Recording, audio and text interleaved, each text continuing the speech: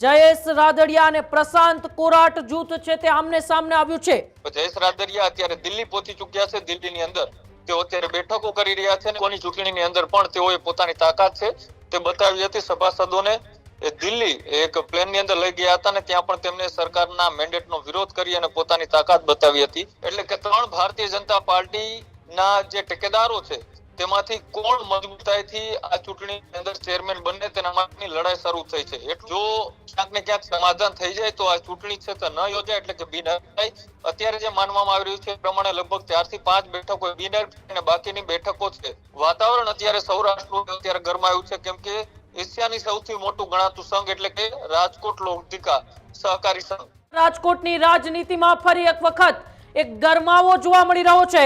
રાજકોટના લોધિકા સંઘની ચૂંટણી એ પ્રતિષ્ઠાનો જંગ બની છે। 8 સપ્ટેમ્બરે રાજકોટ લોધિકા સંઘની ચૂંટણી છે, ત્યારે ફરી એક વખત રાજકોટના બે દિગ્ગજ નેતાઓ જયેશ રાદડિયા અને પ્રશાંત કોરાટ જૂથ છે તે આમને સામને આવ્યું છે। સહકારી ચૂંટણીમાં રાજકીય સોગઠા ગોઠવવાની શરૂઆત થઈ ચૂકી છે। ચેરમેન પદ માટે ભાજપમાં જ બે જૂથ વચ્ચે ખેંચતાણ જોવા મળી રહી છે।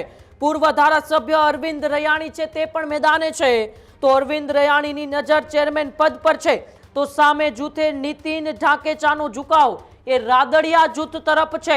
પ્રશાંત કોરાટના સમર્થનથી રૈયાણીની દાવેદારી અત્યારે મજબૂત માનવામાં આવી રહી છે। ભાજપે સહકારી ચૂંટણી માટે સેન્સ પ્રક્રિયા છે તે પણ હાથ ધરી છે। કાર્યકર્તાઓને મેન્ડેટ આપવાની પણ માંગ ઉઠી છે, ત્યારે સહકારી ક્ષેત્રમાં મેન્ડેટને લઈને નેતાઓમાં મતભેદ છે। 2027 પહેલા સહકારી ચૂંટણીનું રાજકારણ ગરમાયું છે। રાદડિયા અને કોરાટ વચ્ચે ફરી એક વખત વર્ચસ્વની લડાઈ છે તે જોવા મળી રહી છે, કારણ કે એ ઇફકોની ચૂંટણી આપણે સૌ કોઈ જોઈ હતી, ત્યારે જયેશ રાદડિયા એ પક્ષ સામે પડીને જીતીને આવ્યા હતા, પક્ષના મેન્ડેટ સામે ગયા હતા, અને હવે ફરી એક વખત એ સહકારી ક્ષેત્રમાં રાજકોટના જ બે દિગ્ગજ નેતાઓ જામકંડોળાના ધારાસભ્ય વિઠ્ઠલ રાદડિયાના પુત્ર જયેશ રાદડિયા અને બીજી બાજુ પૂર્વ મંત્રી એ જસુમતીબેન કોરાટ અને સાથે સૌજી કોરાટના પુત્ર અને હાલે જેઓ ભારતીય જનતા પાર્ટીના પ્રદેશ મહામંત્રી છે એ પ્રશાંત કોરાટ, આ બંને વચ્ચે વર્ચસ્વની લડાઈ છે। લોધિકા સંઘની ચૂંટણી યોજાવાની છે, જે લોધિકા સંઘની ચૂંટણી માટે આ વર્ચસ્વની લડાઈ છે। એક બાજુ પ્રશાંત કોરાટ જૂથ તરફથી પૂર્વ ધારાસભ્ય અરવિંદ રૈયાણી, તો બીજી બાજુ જયેશ રાદડિયા જૂથ તરફથી નીતિન ઢાકેચા વચ્ચે વર્ચસ્વની લડાઈ છે। ભલે જયેશ રાદડિયા અને પ્રશાંત કોરાટ આ ચૂંટણી નથી લડી રહ્યા, પરંતુ બંને માટે આ વર્ચસ્વની લડાઈ છે। ફરી એક વખત રાદડિયા વસીસ કોરાટની જે આ લડાઈ છે તે લડાઈમાં કોણ બાજી મારશે તે પણ એ જોવાનું રહેશે। ત્યારે વધુ માહિતી માટે ફોન લાઈન ઉપર મારી સાથે કૃણાલ જોડાયેલા છે। કૃણાલ, ફરી એક વખત રાજકોટની રાજનીતિમાં ગરમાવો છે।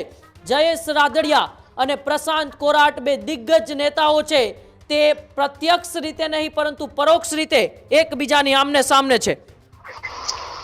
બિલકુલ, જ્યારે સૌરાષ્ટ્રની અંદર કોઈ સહકારી ક્ષેત્રની ચૂંટણી હોય ત્યારે સૌથી વધારે ચર્ચાઓમાં નામ રહેતું હોય તો એ જયેશ રાદડિયાનું છે।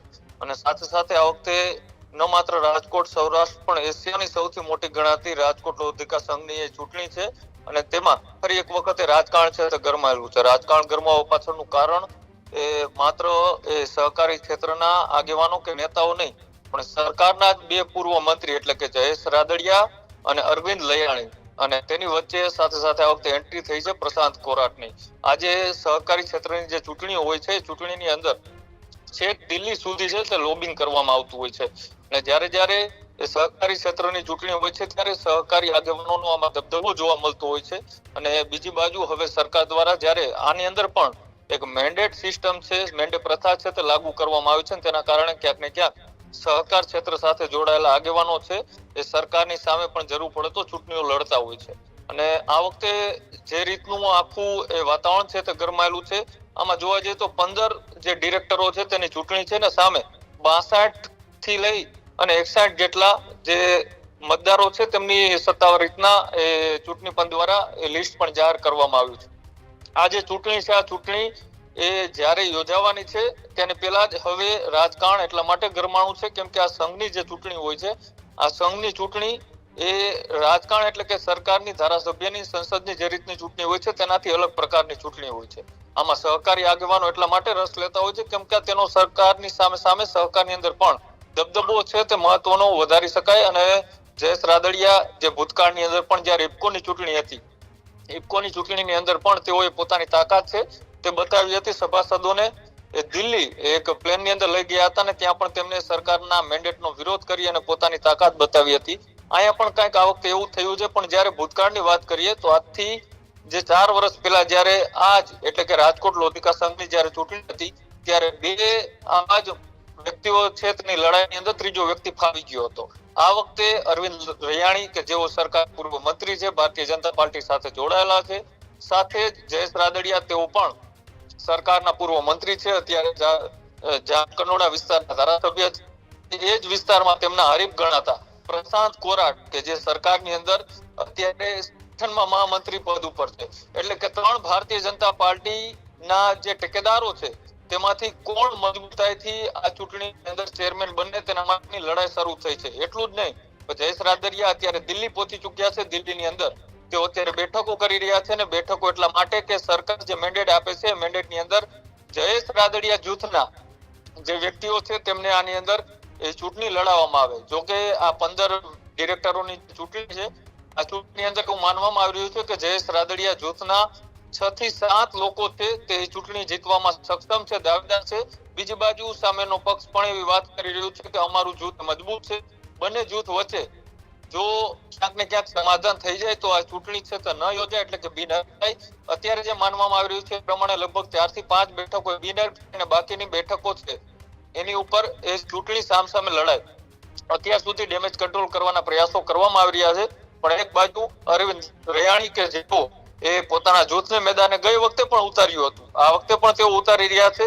અને સાથે સાથે નીતિન ઢાકેચા કે તેઓ અત્યારે જે જયેશ રાદડિયા જૂથના માનવામાં આવે છે, ગયા વખતે જયેશ રાદડિયા જૂથની સામે હતા અને તેઓ પણ આ વખતે ચૂંટણીના મેદાનની અંદર એવી વાત તો કરી રહ્યા છે કે ઘીના ઠામમાં ઘી પડી જશે, કોઈ સામ ચૂંટણી નહીં લડે, ભારતીય જનતા પાર્ટી જે નિર્ણય કરશે એ સર્વમાન્ય છે.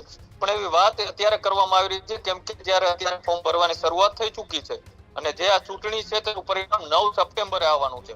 9 સપ્ટેમ્બર એટલે કે હવે ઓલમોસ્ટ એ ગણતરીના દિવસો બાકી છે. તે પહેલા રાજકારણ એટલી હદ સુધી આવ્યું છે, જે રીતનું ધારાસભ્યનું રાજકારણ ગણમાતું હોય છે એ જ રીતના એ જ વિસ્તારના જે પ્રતિનિધિ કરતા નેતાઓ છે તે હવે સહકાર ક્ષેત્રની ચૂંટણીની અંદર પોતાનો દબદબો અને પોતાની તાકાત વધારવા માટે છેક દિલ્હી સુધી લોબિંગ છે તે કરવામાં આવ્યું છે. જયેશ રાદડિયા ઓલરેડી અત્યારે દિલ્હીમાં પહોંચી ચૂક્યા છે. દિલ્હીમાં તેઓ બેઠકો પણ કરી રહ્યા છે. જે રીતના તેમાં ની અંદર પણ ખેલ પાડી તો એ જ રીતનો આ વખતે તે ખેલ પાડી શકે છે કે પછી આ વખતે જયેશ રાદડિયાની તાકાત છે તે અહીંયા ક્યાંક ને ક્યાંક ઓછી કરવા માટે સામેના જૂથને મદદ કરે છે એ પણ જોવાનું રહેશે. અને સાથે સાથે જે રીતનું આખું વાતાવરણ અત્યારે સૌરાષ્ટ્રનું અત્યારે ગરમાયું છે કેમ કે એશિયાની સૌથી મોટું ગણાતું સંઘ એટલે કે રાજકોટ લોધિકા સહકારી સંઘ, આની અંદર જે લગભગ 62 જેટલી મંડળીઓ એ ટોટલ આવે છે ને 62 જેટલી મંડળીઓના જે મતદારો છે તે આની અંદર મતદાન કરવાનું છે. એટલે કે મતદારો પણ લિમિટેડ છે અને કયા જૂથના છે એ પણ તમામને ખબર પડી ચૂકી છે કે કયા મતદારો એ કઈ બાજુ ઝુકાવ છે, કઈ બાજુ મતદાન કરવાના છે. જો મતદાન કરે તો પછી આ સામસામે ભારતીય જનતા પાર્ટી અને તેમની વિરુદ્ધની અંદર જે પક્ષ છે એટલે કે જે સભાસદો અત્યારે ઉભા થઈ રહ્યા છે તેમાં ક્યાંક ને ક્યાંક અંદરો અંદર લડાઈ શરૂ થાય ને આની અંદર ત્રીજો ગયા વખતે જેમ ફાવી ગયો હતો એમ આ વખતે કોઈ ત્રીજો વ્યક્તિ આની અંદર પગ પેસારો ન કરી જાય તેના માટેના ડેમેજ કંટ્રોલના પ્રયાસો ચાલી રહ્યા છે. પણ જે 2027 વિધાનસભાની ચૂંટણી છે એ પહેલા જ અત્યારે ક્યાંક ને ક્યાંક જયેશ રાદડિયા ફરી એક વખત પોતાની તાકાત બતાવવાના પ્રયાસો કરી રહ્યા છે. તો સરકારના પૂર્વ મંત્રી અરવિંદ રૈયાણી તેઓ પણ એમની બેકસીટની અંદર એટલે કે એમની પાછળથી જે પીઠબળ તરીકે અત્યારે પ્રશાંત કોરાટનું નામ ચર્ચાઈ રહ્યું છે. પ્રશાંત કોરાટ અહીંયા સહકારી ક્ષેત્રની અંદર પોતાનો દબદબો જયેશ રાદડિયા સામે સાબિત કરી શકે છે કે પછી ફરી એક વખત જયેશ રાદડિયા જે છાપ તરીકે ઉભરીને આવેલા છે, ખેડૂત નેતા, સહકારી ક્ષેત્રના દિગ્ગજ આગેવાન, એ જ રીતના ઇફકોની જેમ ફરી એક વખત અહીંયા ઇફકો વાળી કરે છે કે કેમ તે પણ જ્યારે ચૂંટણીના ફોર્મ ભરાઈ ગયા પછી કેટલી બેઠકો અનામત એટલે કે બિનહરીફ થાય છે અને કેટલી બેઠકો ઉપર ચૂંટણી થાય છે અને ચૂંટણી થયા બાદ જ્યારે 9 સપ્ટેમ્બરે પરિણામ આવે છે ત્યારે કોનો દબદબો યથાવત રહે છે, કોણ એશિયાની સૌથી મોટી ગણાતી રાજકોટ લોધિકા સંઘની ચૂંટણીમાં એ ચેરમેન પદ ઉપર પહોંચે છે ઉમંગ એ પણ જોવાનું રહેશે. પણ અત્યારે તો રાજકારણ ગરમાયેલું છે. ખેડૂત ભાઈઓ છે ખેતરમાં ડ્રોન ઉડાવતા હોય છે ત્યારે આપણે એક પ્રશ્ન સતાવતો હોય છે કે જે આપણે અત્યાર સુધી જીપીએસ ટેકનોલોજી વાળા ડ્રોન વાપર્યા છે, જેથી કરીને મોબાઈલ ટાવર છે અથવા તો હાઈ ટેન્શન લાઈન પસાર થતી હોય, કોઈ વૃક્ષો હોય, ત્યારે જે જીપીએસ ટેકનોલોજી વાળા ડ્રોન છે એમાં ટકરાય અને ટ્રેસ થાય છે. પણ એગ્રીઓન લાવ્યું છે જીએનએસએસ ટેકનોલોજી ડ્રોન, જેથી કરીને એ ડ્રોન છે એ કોઈ જગ્યાએ ટકરાય નહીં, પોતાની રીતે જ ડિસિઝન લે છે ને મૂવ થઈ જાય છે, જેથી કરીને જીએનએસએસ ટેકનોલોજી ડ્રોન છે એ વાપરવાનો આગ્રહ રાખો. હજુ સુધી તમે અમારી ચેનલને સબસ્ક્રાઇબ નથી કરી તો અત્યારે જ ન્યૂઝરૂમ ગુજરાતને સબસ્ક્રાઇબ કરો, ફેસબુક અને ઇન્સ્ટાગ્રામ પર ફોલો કરો.